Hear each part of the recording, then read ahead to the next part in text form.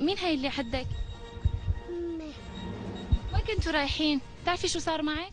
هنا امرأة لا تزال على قيد الحياة بالبيت.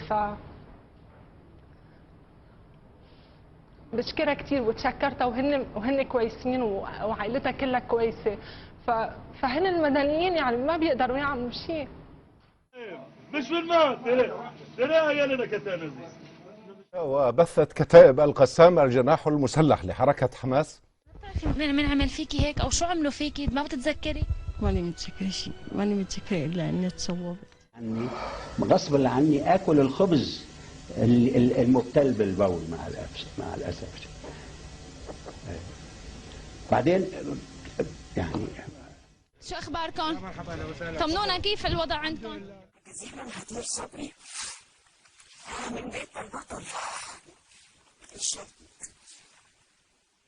في هذا المدخل مشاهد نأسف لأننا سنعرضها، ولكن تم تصفية عائلة كاملة.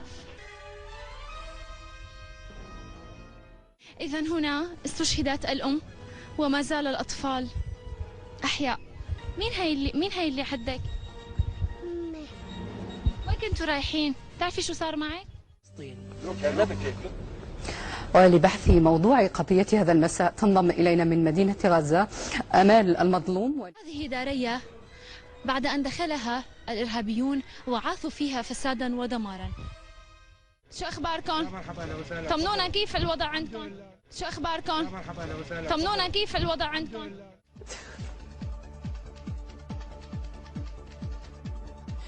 استشهد أكثر من 155 مقاوما فلسطينيا. معنوياتنا في السجون الإسرائيلية، لأنه برنامج صباح الخير يا عرب محبوب عند ملايين الناس.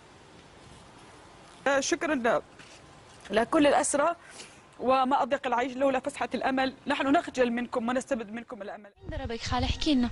والله ما عرفت.